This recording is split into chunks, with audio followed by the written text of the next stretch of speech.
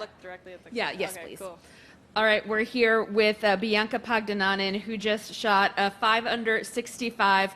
After a 5 under 65 yesterday, Bianca, after starting with the 77, what changed for you going from Thursday into Friday? This is my first major ever, so I'd be lying if I said that I wasn't nervous. So I guess it was more of just me being able to embrace my nerves and just play with whatever I have. So I just enjoyed my last 2 rounds, which I feel like I was a little bit more nervous than excited on my first round. So, yeah. So do you think this was really getting that first major round under your belt? Because as you said, this is and this is only your 6th, 7th maybe LPGA event ever. So is it maybe getting just those nerves out of your system? Yes, definitely. This is my 6th LPGA event, including the marathon that I played 2 years ago. But it's definitely, I mean, you got to experience it somehow. There's a first time for everything. So I'm just really glad that I get to experience this whole major tournament, and I'm hopefully looking forward to more. Not a lot of people get to say their first major is at a place like Aronimink. Had you done any research on the course before you got here, or what was the experience like when you first stepped up to the tee? Not necessarily, but I knew that it was a Donald Ross designed course, just like Inverness. So I knew that it was going to be a challenging course, and it was important to make sure you know where to miss your shots. You mentioned Inverness. You're a 2020 LPGA rookie, but because of all the unfortunate things that have happened this year, your rookie campaign started back when we were at Inverness for the Drive On Championship. So not only is this your first major, that was your first LPGA event as a pro. 2020 hasn't been the year you were expecting, I'm sure. How did you deal with the pandemic-related break earlier this year?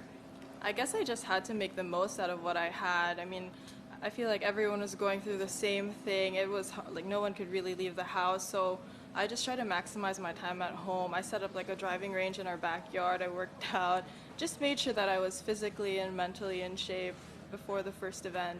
So were you home in the Philippines during that time? No, I was actually in San Diego. Oh, okay. I've been in the U.S. since January. I wasn't able to go home at all. All right, that's unfortunate, but we're glad to have you out here with us.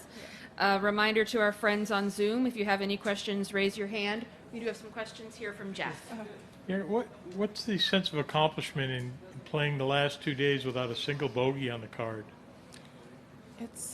I honestly wasn't even thinking about that until I hit my last putt on the last hole. I was like, looked at my scorecard and I was like, oh, bogey. I don't think I've done this ever. This is probably my first time where I've played 2 back-to-back rounds bogey free, but it is definitely achievement, especially on this course. It's really tough. Like before the tournament, I told myself pars are going to be great on this course and bogeys are going to be all right as long as you can bounce back. But thinking about a bogey-free round back-to-back is pretty cool. Did you have any big par saves today that kept that streak going? I did have a couple of good saves. Yeah, I'm making par putts from like 10, 15 feet. Oh, really? So, yeah. Where was that? Where'd you? Okay, so there was hole number 8, the par 3, and then this is as much as I can remember. And then the back 9, hole number 12, I think I had like a 10-foot putt for par. Yeah, there were a bunch of tough putts, and my putting just felt really good. Yeah, nice. Any further questions, Jeff? No. No, I had one, and I'm trying to remember what it was. It was right at the front of my mind, and now I can't think of it. So it happens to the best of us.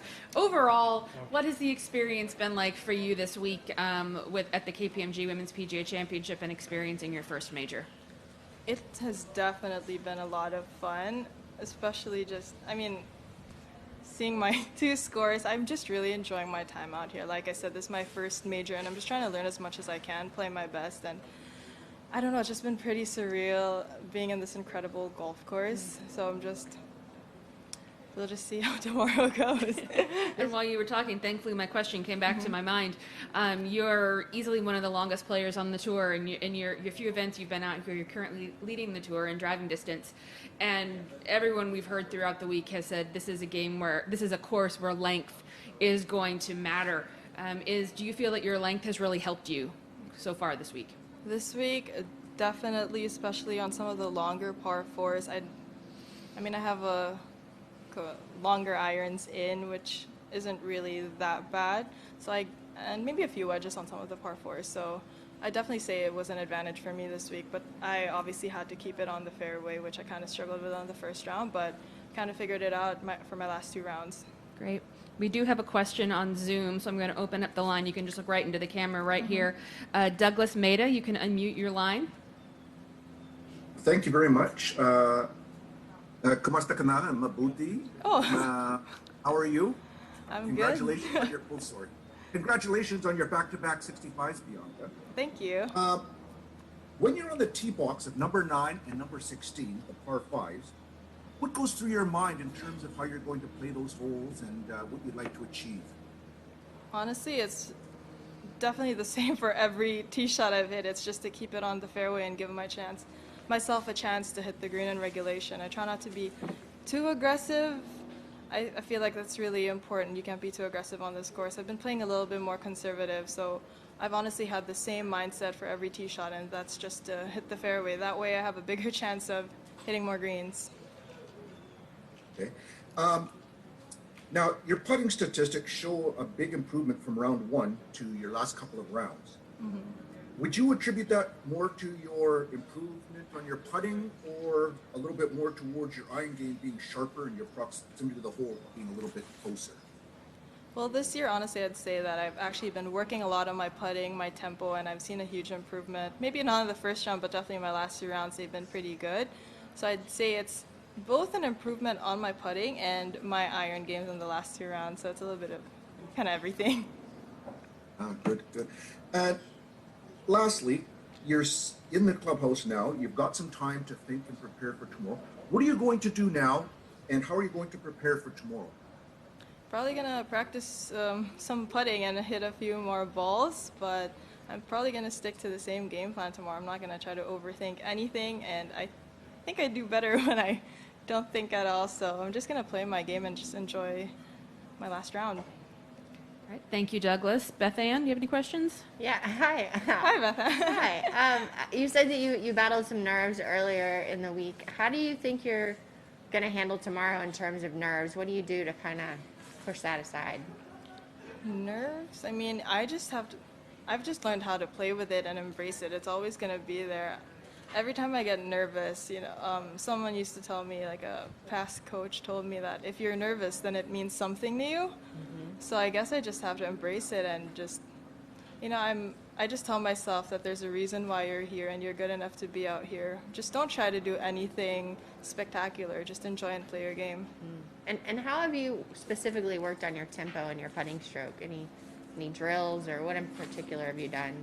Well, I have this thing called Blast Golf that really checks your tempo, and when we had the quarantine situation early in the year, that's pretty much what I focused on, and it's definitely helped me a lot. What is it? Blast? It's the device that you attach to your putter, and basically you just hit a few putts and it tells you your tempo, like your backstroke time and your forward stroke time. Oh. Yeah. And what's the time you're trying to achieve? So I've had it for the longest time, and I didn't really use it, so I had to look up how to use it. And ideally, it says that the ideal ratio of your putting stroke should be, 2:1. So your backstroke should take twice as much as your follow through. If I'm explaining that, see, I try not to think as much. I just try to feel everything, but it's working out really well. Whatever it is, it works. Yeah. Sounds good. Yeah. All right, now back to Jeff. You were, I believe, on Thursday. You were 7 over or something like that at one point. What really did you give yourself a pep talk, or what turned things around? So I got back to the car, and my dad picked me up, and he basically just told me. He just looked at me and said, "Welcome to the majors." And I was like, "Thanks, Dad. It's a great welcome." But he just told me that my dad knows my game pretty well. He's with me in like every tournament, so he basically just told me, you just got to stop thinking, which I agree, because I do play better when I don't think. I'm not the most mechanical, technical person. I'm all about feel, so that's all he told me.